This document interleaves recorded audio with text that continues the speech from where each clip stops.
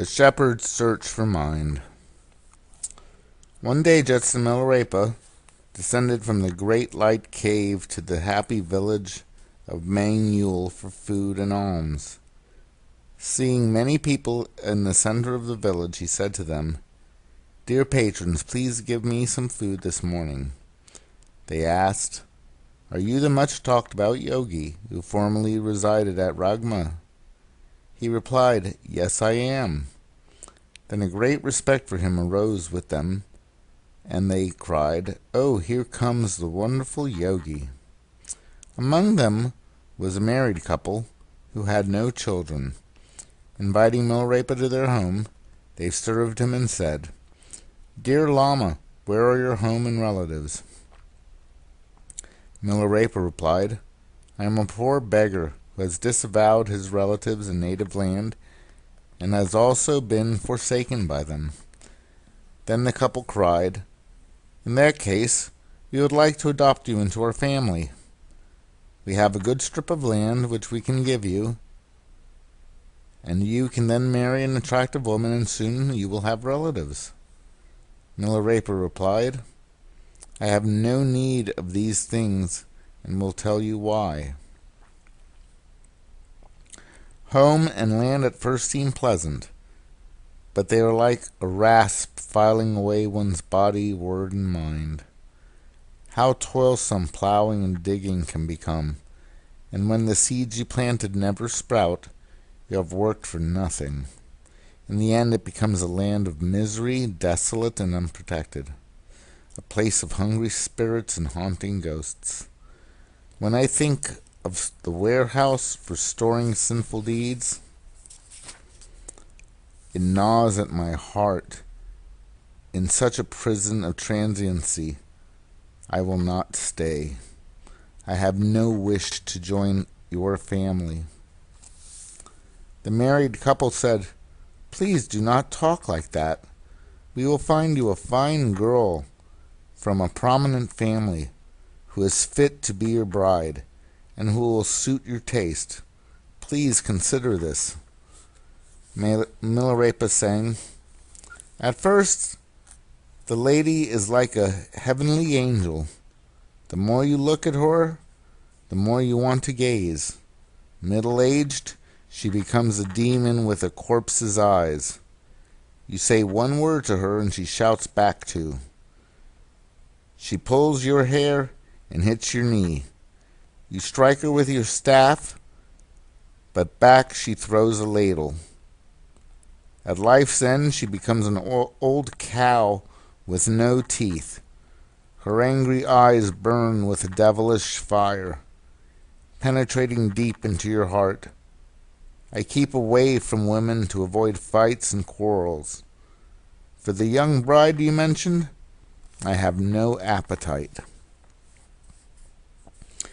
The husband then said, "Dear Lama, is it true that when one grows old and close to death, he has not the same capacity for the enjoyment of life or for being pleasant as when he was young? But if I have no son, my grief and disappointment will be unbearable. How about you? Don't you need a son at all?" Milarepa sang in reply, "In youth, a son is like the Prince of Heaven. You love him so much that the passion is hard to bear. In middle age, he becomes a ruthless creditor to whom you give all, but he still wants more. Driven from the house are his own parents, invited in his beloved charming lady. His father calls, but he will not answer. His mother cries out, but he will not listen. Then the neighbors take advantage, spreading lies and rumors.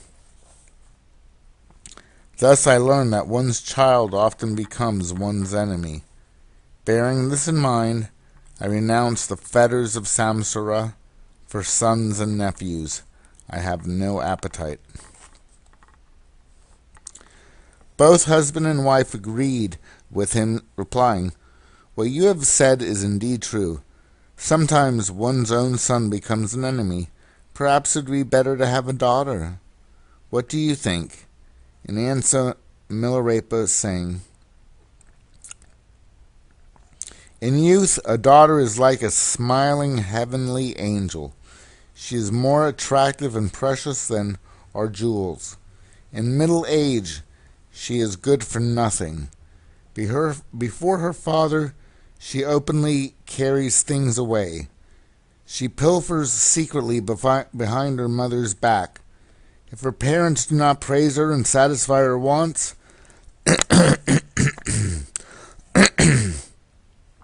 they will suffer from her bitterness and temper. In the end, she becomes red-faced and wields a sword. At her best, she may serve and devote herself to others. At her worst, she will bring mishaps and disaster. Woman is always a troublemaker. Bearing this in mind, one should avoid irretrievable misfortunes. For women, the primary source of suffering, I have no appetite." The husband and wife then said, "One may not need sons and daughters, but without relatives, life would be too miserable and helpless. Is this not so?" Milarepa again sang, "At first, when a man greets his relatives, he is happy and joyful with enthusiasm. He serves, entertains, and talks to them. Later, they share his meat and wine. He offers something to them once. They may reciprocate. In the end, they cause anger, craving, and bitterness. They are a fountain of regret and unhappiness. With this in mind, I renounce pleasant and sociable friends. For kinsmen and neighbors, I have no appetite." The couple then said, "Indeed, you may not need kinsmen. However, since we own a great deal of property, would you like to take care of it?" Milarepa replied, "As the sun and moon never stop to brighten one small place, so I devote myself to the welfare of all sentient beings. I cannot therefore become a member of your family. By merely beholding me, both of you will be benefited in this and future lives. I will also make a wish that we may meet in the pure land of Sukhavati." Milarepa then burst into another song. "Wealth at first leads to self-enjoyment, making other people envious. However much one has, one never feels it is enough, until one is bound by the miser's demon. It is then hard to spend it on virtuous deeds. Wealth provokes enemies and stirs up ghosts. One works hard to gather riches, which others will spend. In the end, one struggles for life and death. To amass wealth and money invites enemies. So I renounce the delusions of samsara. To become the victim of deceitful devils, I have no appetite." These songs gave the couple unshakable faith in Milarepa, and they gave away all their possessions for the sake of the Dharma. They began to practice the Jetson's teachings and were forever released from falling into the 3 lower realms. When they died, they entered the path of Bodhi and step by step approached Buddhahood. After this, the Jetson returned to the Bodhi cave of Ragma. His former patrons gave their servants and offerings to him, and he remained there in an inspired mood. One day, 2 young shepherds came to him. The younger one asked, "Dear Lama, have you a companion?" Milarepa replied, "Yes, I have." "Who is he?" "His name is Friend Bodhi Heart." "Where is he now?" "In the house of Universal Seed Consciousness." "What do you mean by that?" "My own body." The elder boy then said, "Lama, we had better go, as you cannot guide us." But the younger one said, Do you mean the consciousness is mind itself, and that the physical body is the house of the mind? Yes, that is correct. The boy continued, We know that although a house usually belongs only to one person, many people can enter it, so we always find a number of people living in one house. In the same way, is there only one mind in the body, or are there many? If there are many, how do they live together? Well, as to whether there is only one mind in the body or many, you had better find that out for yourself. Revered one, I will try. At this point, the boy took their leave and went home. Next morning, the younger boy returned and said to Milarepa, Dear Lama, last night I tried to find out what my mind is and how it works. I observed it carefully and found that I have only one mind. Even though one wants to, one cannot kill the mind. However much one wishes to dismiss it, it will not go away. If one tries to catch it, it cannot be grasped, nor can it be held by pressing it. If you want it to remain, it will not stay. If you release it, it will not go. You try to gather it, it cannot be picked up. You try to see it, it cannot be seen. You try to understand it, it cannot be known. If you think it is existing entity and cast it off, it will not leave you. If you think that it is non-existent, you feel it running on. It is something illuminating, aware, wide awake, yet incomprehensible. In short, it is hard to say what the mind really is. Please be kind enough to explain the meaning of the mind.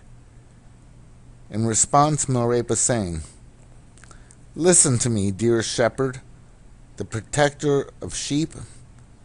By merely hearing about sugar's taste, sweetness cannot be experienced. Though one's mind may understand what sweetness is, it cannot experience directly. Only the tongue can know it. In the same way, one cannot see in full the nature of mind, though he may have a glimpse of it. If it has been pointed out by others, if one relies not on this one glimpse, but continues searching for the nature of mind, he will see it fully in the end. Dear shepherd, in this way you should observe your mind. The boy then said, In that case, please give me the pointing out instructions, and this evening I will look into it. I shall return tomorrow and tell you the result. Milarepa replied, Very well. When you get home, try to find out the color of the mind. Is it white, red, or what? What is its shape? Is it oblong, round, or what? Also, try to locate where in your body it dwells. The next morning, when the sun rose, the shepherd drove the sheep before him and came to Milarepa, who asked, Did you try last night to find out what the mind is like? The boy replied, Yes, I did. What does it look like? Well, it is limpid, lucid, moving, unpredictable, and ungraspable. It has no color or shape. When it associates with the eyes, it sees when with the ear. It hears when with the nose.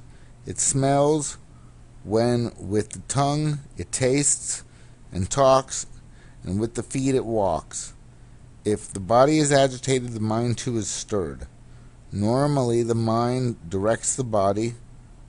When the body is in good condition, the mind can command it at will. But when the body becomes old, decayed, or bereft, the mind will leave it behind without a thought, as one throws away a stone after cleaning oneself. The mind is very realistic and adaptable. On the other hand, the body does not remain quiet or submissive. but frequently gives trouble to the mind. It causes suffering and pain until the mind loses its self-control. At night, in the state of sleep, the mind goes away. It is indeed very busy and hard-working. It is clear to me that all my sufferings are caused by it, the mind. The Jetson then sang, "Listen to me, young shepherd. The body is between the conscious and the unconscious state. While the mind is the crucial and decisive factor, he who feels suffering in the lower realms is the prisoner of samsara. Yet it is the mind that can free you from samsara. Surely you want to reach the other shore. Surely you long for the city of well-being and liberation.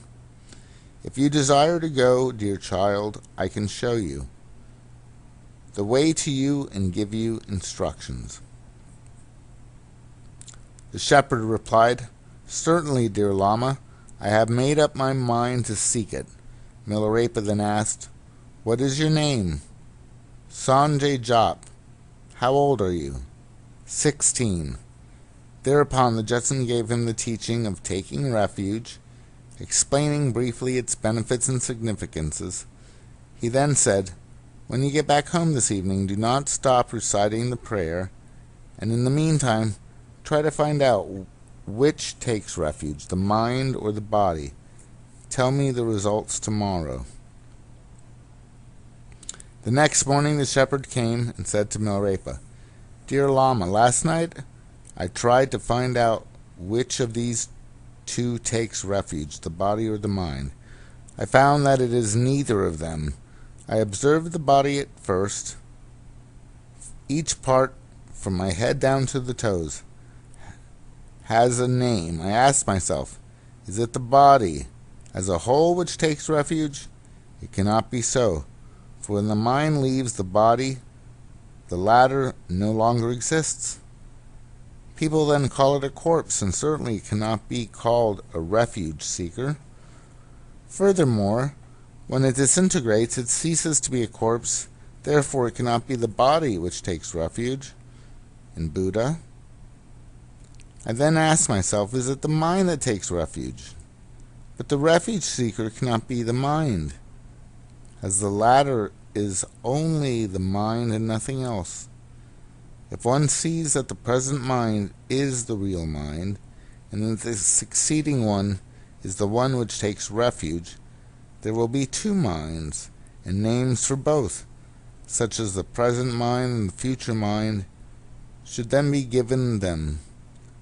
Besides, when the act of refuge-seeking takes place, both the present and succeeding minds have passed away. If one says, both take refuge, then the mind will become something immutable, which never grows or ceases to be. If that is so, then in all the lives of the past and future, in the 6 realms of samsara, we need nothing but this refuge seeker. But I cannot remember anything in my past life, nor do I know what will take place in my future one. The mind of last year and yesterday are gone. That of tomorrow have not yet come. The present flowing one does not stay. Pray, my teacher, please give me an explanation. I submit everything to you. You know everything. You know what I need." In answer to his request, Milarepa sang,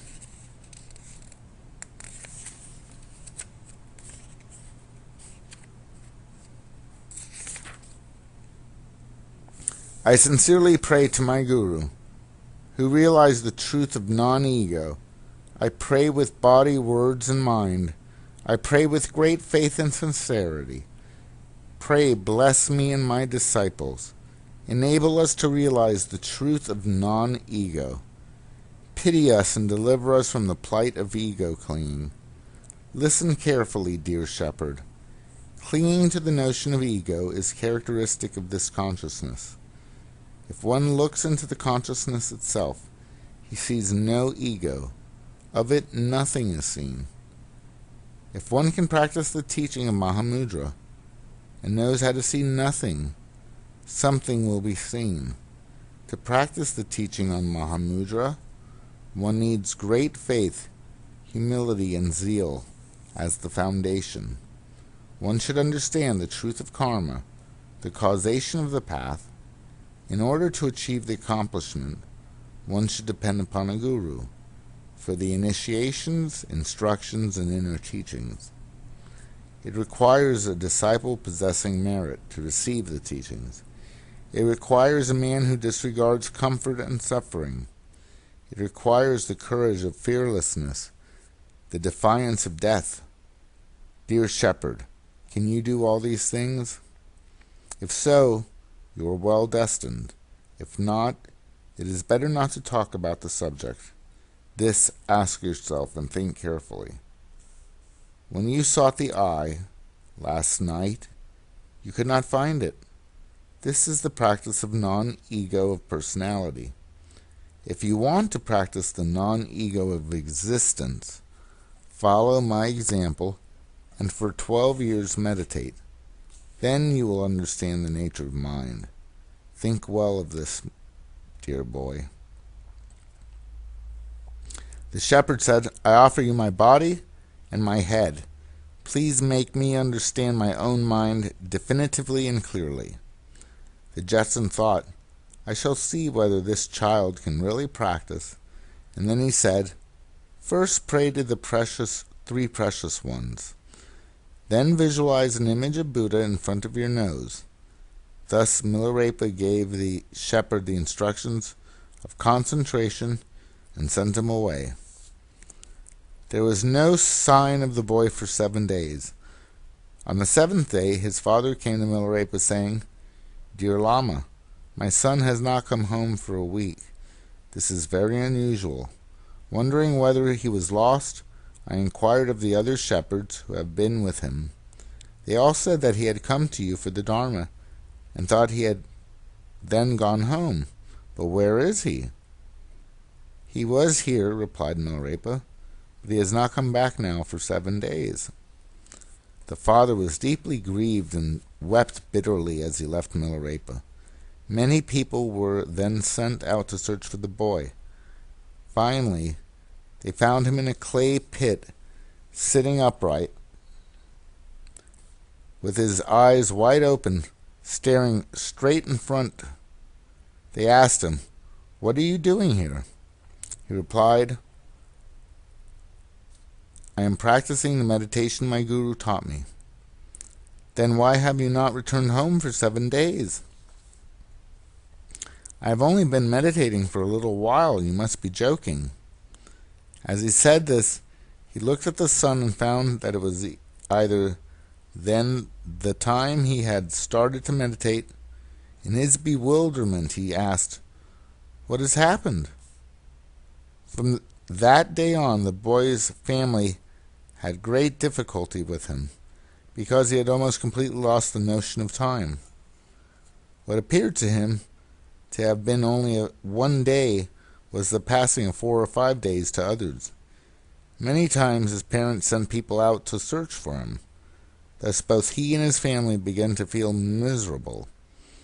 At this juncture they asked him whether he wanted to live with Milarepa for good. He said that he would like nothing better, so they provided him with food and sent him to the teacher. Milarepa first gave him the precepts of the 5 virtues, preached the doctrine of the Dharma, and then granted him the teachings of the innate born wisdom. Through practice, the boy gradually attained good meditation experience, and Milarepa was very pleased. In order, however, to clarify the boy's misapprehension on the nature of true realization, he sang, I bow down at the feet of Marpa, who received grace from Naropa and Matripa. Those who practice the Dharma with their mouths talk much and seem to know much teaching, but when the time comes for the perceiver to leave the deadened body, the mouth-bound preacher into space is thrown. When the clear light shines, it is cloaked by blindness. The chance to see the Dharmakaya at the time of death is lost through fear and confusion. Even though one spends his life in studying the canon, it helps not at the moment of the mind's departure. Alas, those proficient yogis who long have practiced meditation mistake the psychic experiences of illumination for transcendental wisdom, and are happy with this form of self-deception. Therefore, when at death the transcendental wisdom of the Dharmakaya shines, these yogis cannot unify the light of mother and son. Since meditation cannot help them as they die, they are still in danger of rebirth in the lower realms. My dear son, best of laymen, listen to me carefully. When your body is rightly posed and your mind absorbed deep in meditation, you may feel that thought and mind both disappear. Yet this is but the surface experience of dhyana. By constant practice in mindfulness thereon, one feels radiant self-awareness shining like a brilliant lamp. It is pure and bright as a flower. It is like the feeling of staring into the vast and empty sky. The awareness of voidness is limpid and transparent, yet vivid. This non-thought, this radiant and transparent experience is but the feeling of dhyana. With this good foundation, one should further pray to the three precious ones and penetrate to reality by deep thinking and contemplation, and thus can tie the non-ego wisdom with the beneficial life rope of deep dhyana, with the power of kindness and compassion, and with the altruistic vow of the Bodhi heart. He can direct and clear the truth of the enlightened path, of which nothing can be seen, yet all is clearly visioned. He sees how wrong were the fears and hopes of his own mind. Without a rival, he reaches the place of Buddha. Without seeing, his vision is the Dharmakaya. Without effort, he does all things naturally. Dear son, the virtue seeker bears this instruction in your mind. Milarepa then gave the boy the complete initiation and verbal instructions. After practicing them, the boy attained superlative experiences and realizations. He was known as the heart son of the Jetsun, Repa Jungen Jop. This is the story of Milarepa's second visit to Ragma and of his meeting with Repa Sangye Jop.